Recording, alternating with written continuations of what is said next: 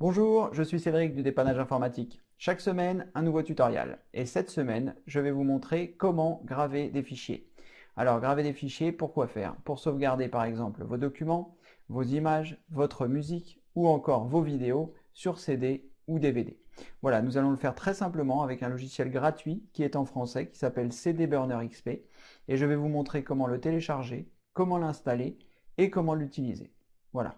Donc un petit générique, on passe derrière l'écran. Mais pour l'heure, je voulais juste vous parler d'une information sur laquelle je souhaiterais revenir. Je vous avais parlé d'un DVD que j'étais en train de faire lors de la présentation de ma chaîne YouTube, il y a à peu près un mois et demi. Et là, l'écriture est terminée. Donc c'est un DVD qui va être très intéressant pour vous, qui permet de nettoyer votre ordinateur, de sécuriser votre ordinateur et d'entretenir votre ordinateur. Donc c'est un DVD très complet qui va regrouper à peu près une quarantaine de vidéos pour vous montrer pas à pas comment effectuer toutes ces opérations. Voilà. Si vous vous inscrivez maintenant à ma newsletter, je vous offrirai 5 euros de remise sur le prix de ce DVD. Et je vous tiendrai bien évidemment informé de sa sortie. Voilà, donc n'hésitez pas, je vous ai laissé en dessous de cette vidéo un lien pour vous inscrire sur ma newsletter et bénéficier donc des 5 euros lors de sa semaine, lors de la semaine du lancement de ce DVD qui devrait arriver bientôt, j'espère. Voilà. Donc je vous dis à très bientôt. N'hésitez pas donc, inscrivez-vous juste en dessous pour bénéficier des 5 euros de remise sur ce DVD. Et tout de suite, un générique et le tutoriel pour apprendre à graver.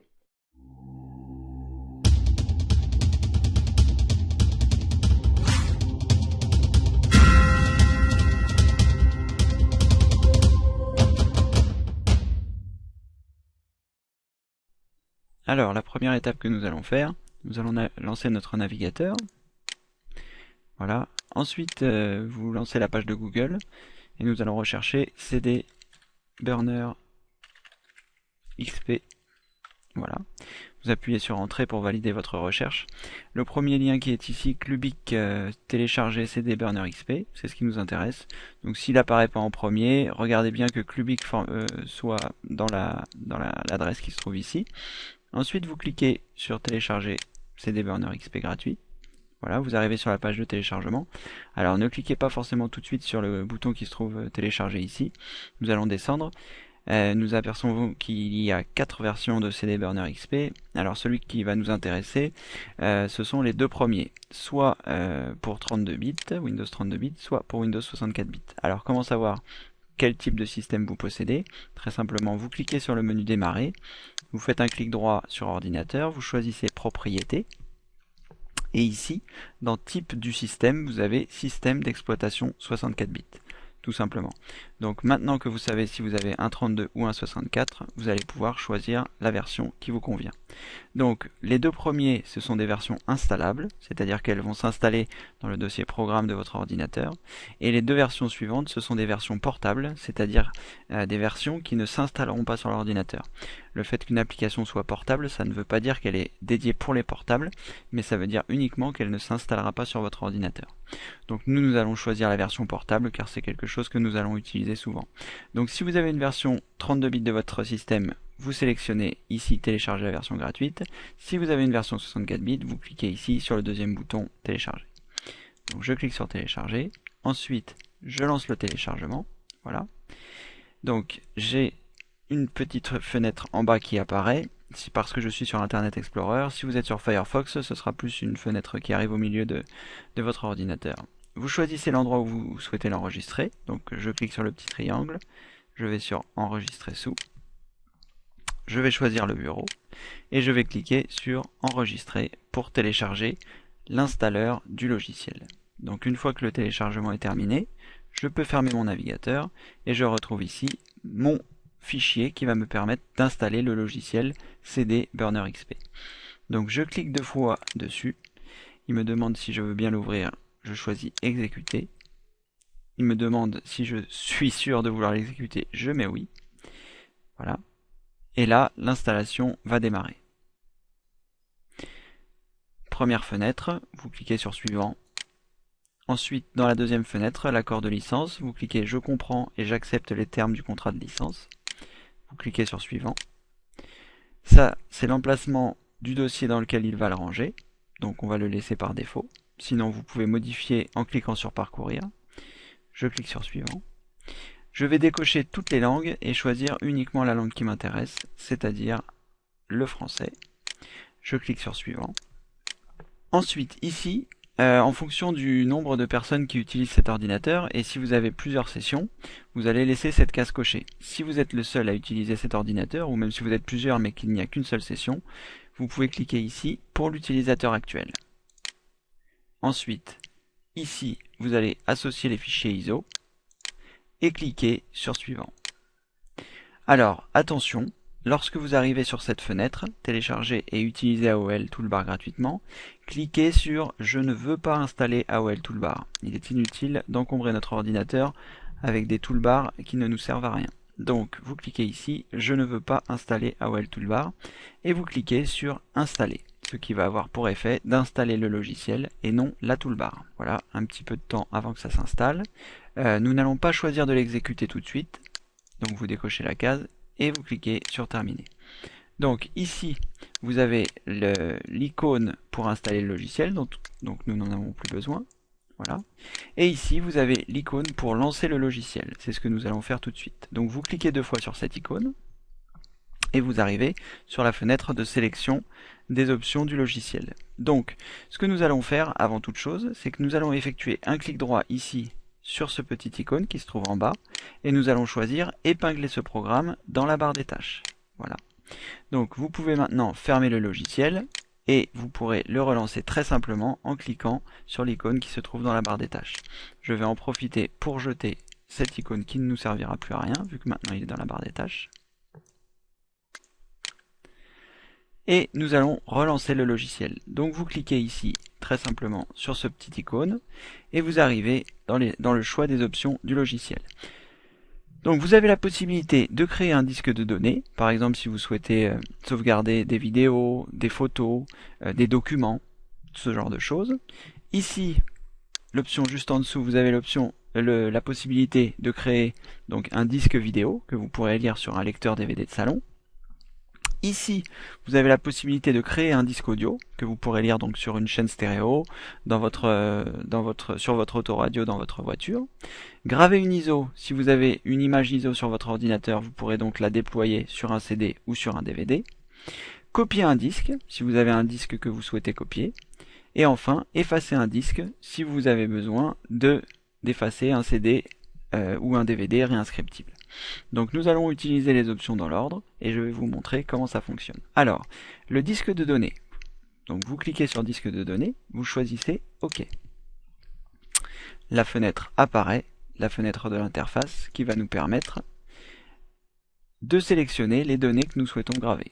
Alors, très simplement, vous avez 2 possibilités de créer votre compilation. La première, c'est de cliquer ici sur le bouton Ajouter, de choisir l'emplacement où vous souhaitez sauvegarder les choses que vous avez, donc par exemple le dossier images, de sélectionner les images et de cliquer sur Ouvrir. Et là, toutes les images arrivent ici et il vous donne la taille totale de ce qui va être gravé, c'est-à-dire 43,63 mégaoctets. Donc si vous gravez sur CD, vous pouvez graver jusqu'à 700 mégas. Donc là on est à 43, pas de problème, on pourra utiliser un CD. Si la taille excède les 700 mégas, vous pouvez utiliser un DVD qui vous permettra de graver jusqu'à 4,4 gigaoctets, soit 4400 mégaoctets. Voilà, donc ici nous nous apercevons qu'un CD suffira, parce que ce que nous souhaitons sauvegarder est ici. Donc dans ce cas-là, il vous suffit juste de mettre un CD dans votre lecteur de CD, d'attendre que votre CD soit reconnu par le logiciel, donc ça va prendre quelques secondes, et les informations vont apparaître ici. Vous voyez, pour l'instant il n'y a aucun disque, mais le disque va arriver. Voilà, CDR vide, donc c'est bien un CD que je viens d'intégrer, il est vide pour le moment, et la taille restante est de 659 mégas, puisque nous avons déjà mis 43 mégas. Voilà, une fois que vous avez fait cette opération, vous avez la possibilité, si vous le souhaitez, de rajouter d'autres fichiers, donc si vous avez d'autres images, pour pouvoir finaliser votre CD et ne pas laisser autant d'espace disponible. Une fois que vous avez tout terminé, vous cliquez sur Graver, ici, et il va graver votre CD, c'est-à-dire tous les éléments qui sont sélectionnés ici. Voilà.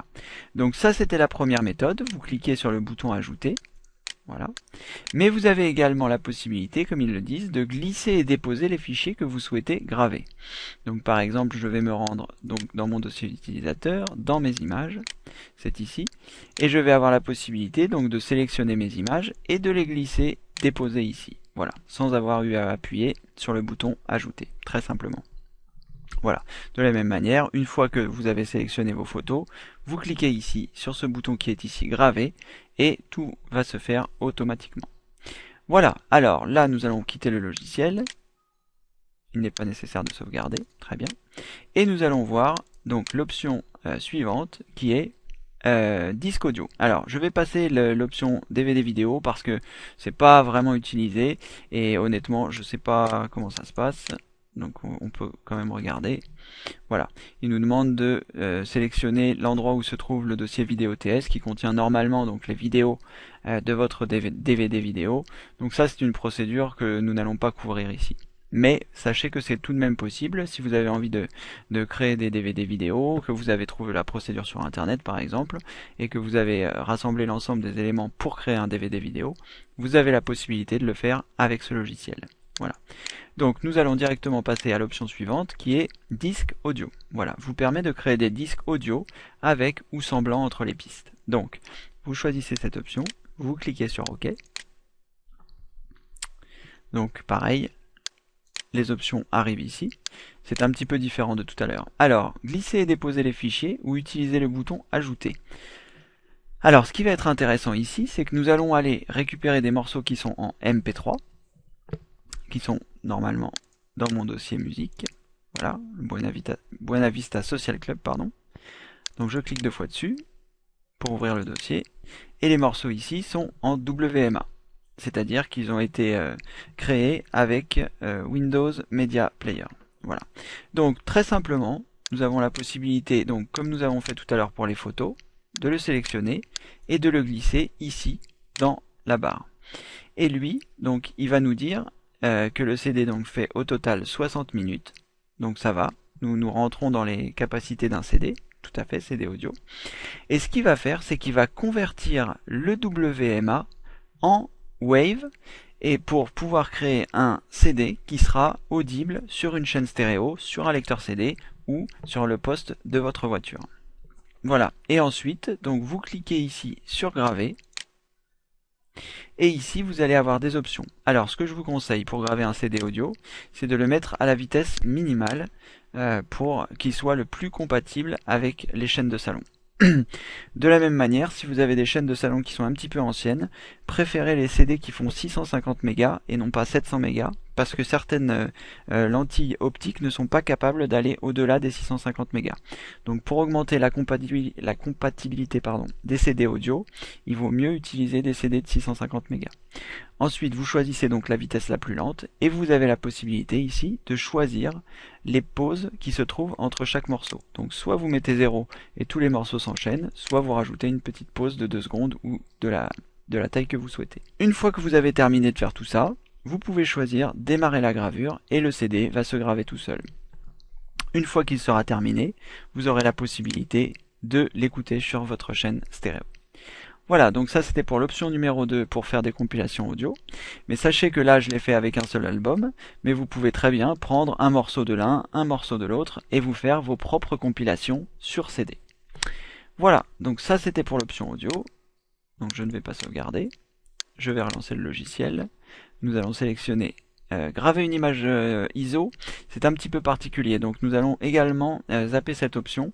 Vous pouvez récupérer sur internet des images ISO, en général c'est plus utilisé pour le piratage où vous récupérez ce genre de choses sur internet et ça vous permet de graver cette image là. Bon, nous n'allons pas couvrir ce domaine pour l'instant. Nous allons voir copier un disque. Donc vous sélectionnez cette option, vous choisissez OK. Et là, donc, vous allez mettre votre CD original dans le lecteur CD, Et ensuite, vous allez cliquer sur copier le disque. Et lui, ce qu'il va faire, c'est qu'il va copier l'ensemble donc de votre CD ou de votre DVD original sur le disque dur. Et il va une fois qu'il aura terminé, il va éjecter votre CD, vous demander de mettre un CD vierge, et il va copier l'ensemble des données donc qui sont maintenant sur le disque dur sur votre nouveau CD vierge. Et voilà. Et une fois que cette opération sera terminée, il aura copié le disque, tout simplement. Voilà, donc si par exemple vous avez fait un CD avec vos photos de vacances, que quelqu'un vous l'a passé et que vous souhaitez en faire une copie, c'est tout à fait l'option appropriée. Voilà, ça peut très bien être un CD ou un DVD. Donc je vais cliquer sur annuler parce que nous n'allons pas faire cette procédure, mais sachez que vous pouvez faire comme ça. Et enfin, la dernière option, effacer un disque, ça vous permet, lorsque vous avez des CD réinscriptibles, d'effacer le disque pour pouvoir écrire des nouvelles choses dessus.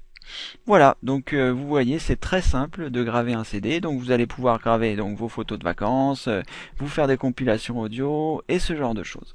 Et tout ça grâce à CD Burner XP, un logiciel entièrement gratuit et qui est voilà, très convivial et très simple d'utilisation. Voilà, c'était Cédric du dépannage informatique et je vous dis à bientôt pour un prochain tutoriel. Au revoir.